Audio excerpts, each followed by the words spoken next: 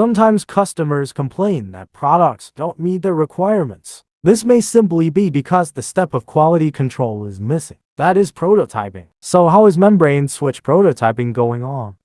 Prototyping refers to trial production before mass manufacturing to check product quality. The process steps are essentially the same as mass production, differing mainly in quantity.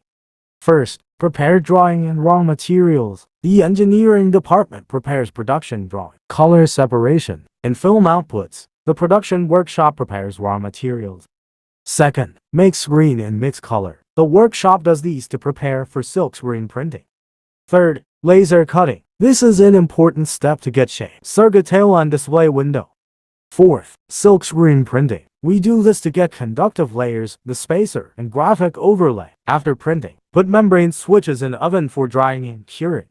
Fifth, assembly. It laminates adhesive layers, upper and lower circuits. JRPanel guys install metal domes and LED bead, ensuring tight bonding of all components. Last, inspection, cleaning and packaging. Visual inspection and conductivity testing ensure product quality. Finally, clean the product surface, apply protective film, and package for shipment. JRPanel has rich experience in customization and production of membrane switches and graphic overlays. Welcome to contact us and place an order.